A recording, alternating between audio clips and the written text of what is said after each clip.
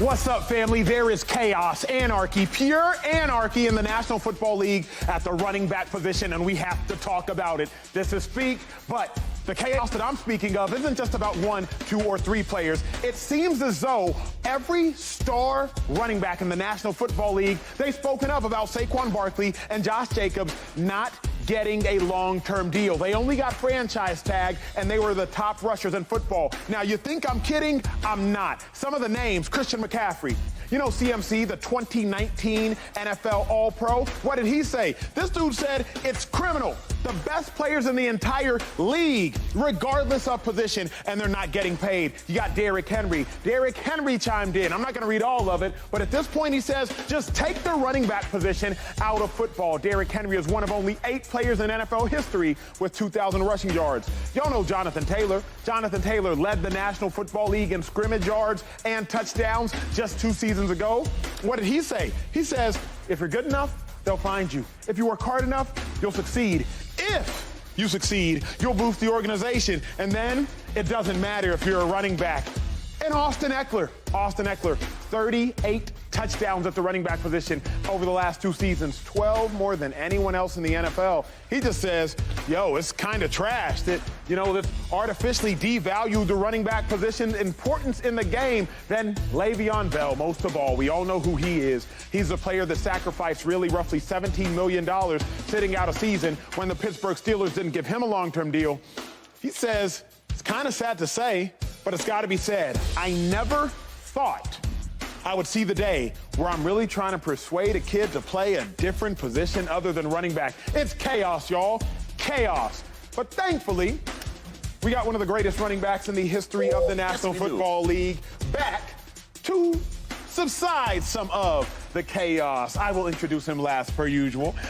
Slick, Ric Bucher on the far end. That is all things sports insider, sports analyst Slick. How you feeling, Slick? I'm good. Shay's back. He is. And we're talking running backs. And we're talking running backs. Super Bowl champ, 12-year NFL vet, Will Blackmon of the New York Giants, of the Green Bay Packers, of the Jacksonville Jags. Will, what's up with it, man? What's good, man? It's all good. It's all good. It's all good. Sir. And my guy, Eagles all-time rushing leader, LeSean Shady McCoy, is back in the building. Shady, we have had to carry the water of this conversation without you, and it is doing it a criminal injustice because you are better to talk about this topic than all of us sitting here combined, if I am being honest. What is your reaction? You are a running back who is the 6th highest grossing running back in the history of the National Football League. So you know far too well what playing running back at a high level has done and changed your life. What's your reaction to now seeing the position be devalued? I dropped 6. I was like there. You know what? Now, when I first seen this, I was so upset. I was so pissed off because I know how much a running back means to a team, right? And we're not talking about just any type of running back. I think we kind of get confused on the position. We talking about some of the top players in the league. Like Josh Jacobs is a top player in the league. He led the league in rushing last year. Yep. He's one of the best offensive weapons that you've seen all year. Saquon Barkley. You can't talk about the New York Giants without talking about Saquon Barkley. It's true. And then Tony Pollard. As much as we love Zeke Elliott, and he's such a big name for the Cowboys, he stepped in there, he did his thing. We kind of forgot about Zeke. Mm-hmm. So it's like, why are these guys not being paid? I can't believe it. I mean, I seen Josh Jacobs about 2.5 weeks ago, and I'm talking to him about the contract situation. You know what he told me?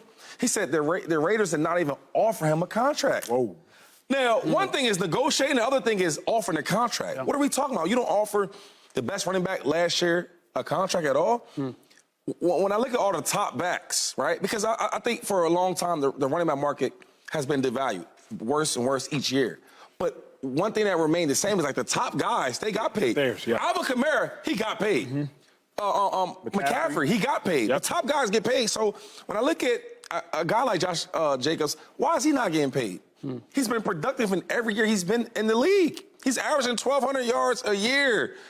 And he's been productive, not only productive, but he's been durable. He hasn't been injured. He hasn't been banged up. So that's my only issue is there's different arguments. Like Saquon Barkley, he should be getting paid. I don't know that number, though, right? Because it's a business side of it, where the business side, one of the toughest positions in football to get hit every play. Guys are up and down from getting injured and not injured. So I get the argument. But when you look at certain players, like a Josh Jacobs, he's always consistent. Why can't he get paid? So that's my only issue with this, man. It's so frustrating, and it's like, how does it even start? Right. That's my question. I always ask all these running backs, how does it even start? Because when you look at all the top players in the league, you're going to name running backs.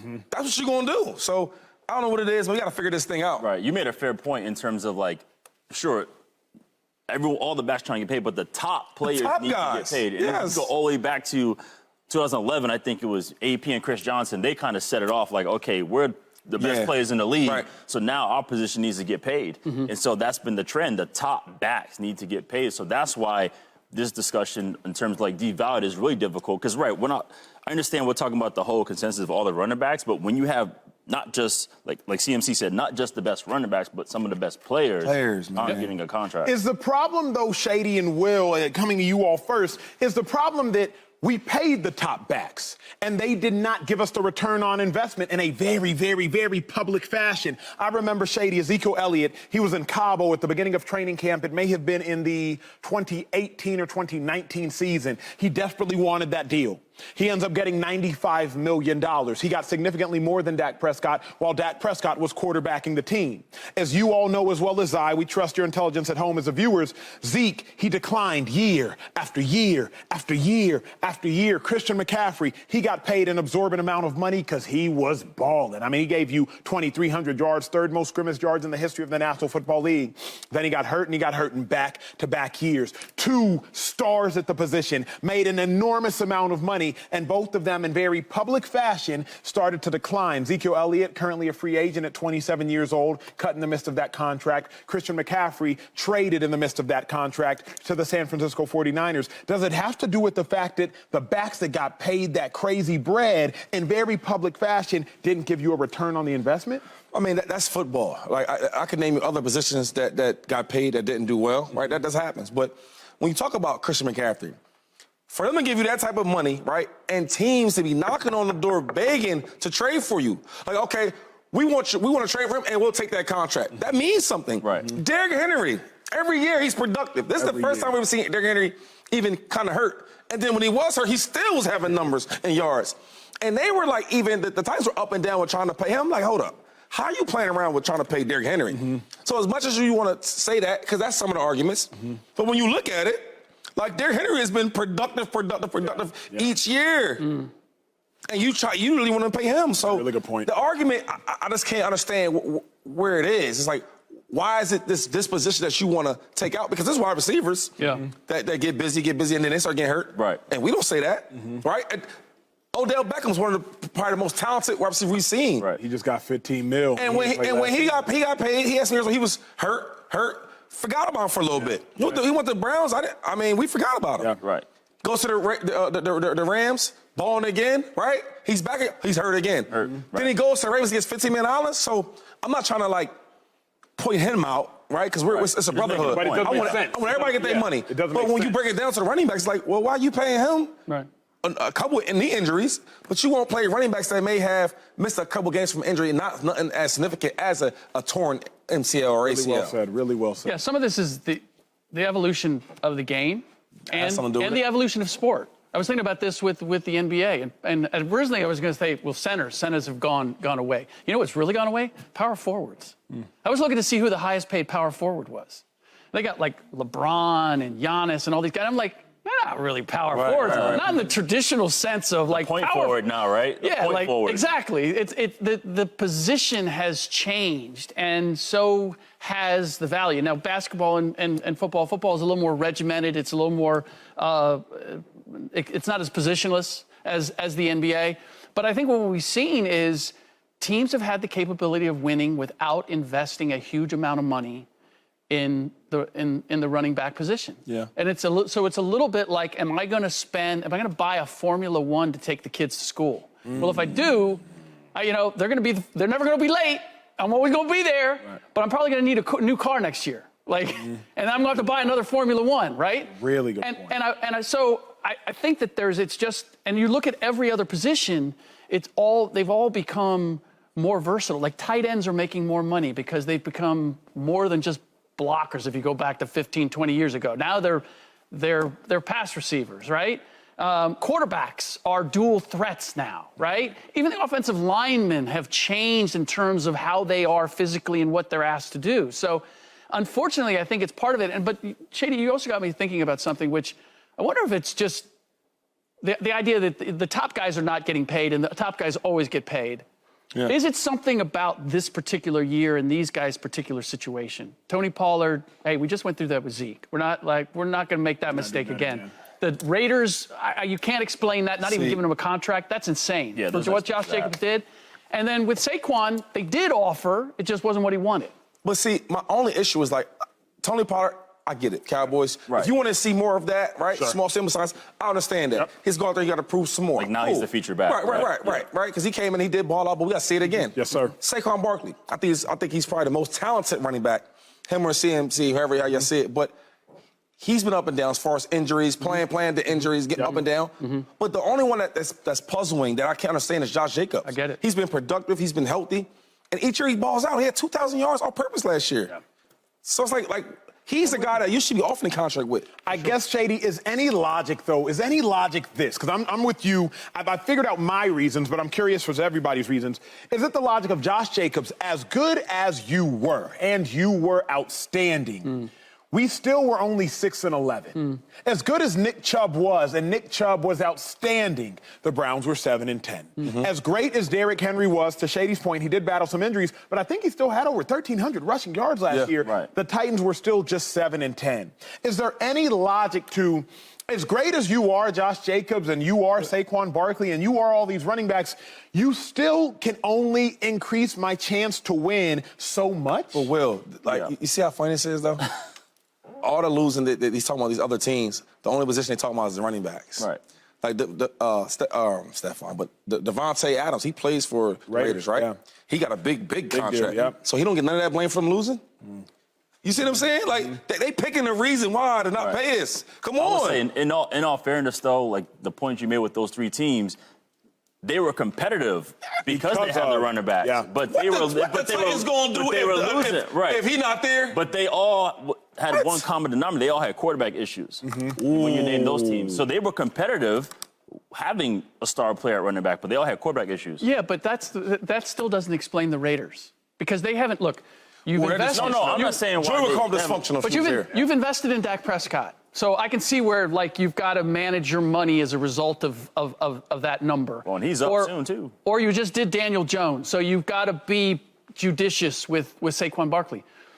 But the Raiders aren't spending any money on a quarterback right now. Right. They got Jimmy Garoppolo at a cut rate. If you were going to load up on Josh Jacobs, I would think this would be the time you would do it. Let me ask this then. Let's and again, this is difficult because, Slick, you are outnumbered. You are dealing with three athletes, so we might have a more biased perspective. Let me try to lean into the non-professional athlete perspective. Rick's an athlete. What are you doing? Where is the logic in paying Josh Jacobs when you could just tag him? In the manner, Shady, in which I could pay Josh Jacobs $10 million this year, and if he balls again and I got to pay him $12 million next year, 120% is an increase. If he balls again, I got to pay him $12 million next year. Why would I not manipulate the franchise tag, which the NFL players collectively bargained for? Why would I pay Josh Jacobs $30 million guaranteed if I could just pay him 10? If any of us went to go negotiate to buy a new car or a new house or a new suit, and we could pay less, we would. Yep. So how can we, which are all intelligent individuals up here on this desk, act as though we don't understand the business aspect? Well, I will say that the only guys that we've heard from complaining about the circumstances are running backs. Like, we haven't heard anybody else. Like, we haven't heard anybody speak up for Josh Jacobs from the Raiders to say, hey, that, like, what he means to us, that we should be taking care of him. You haven't heard that from any other position or anybody from within else. The Raiders, like his own teammates? Yeah, like if he means that much, if he's done that much, doesn't he deserve? Like, shouldn't Daniel Jones be speaking up for Saquon Barkley?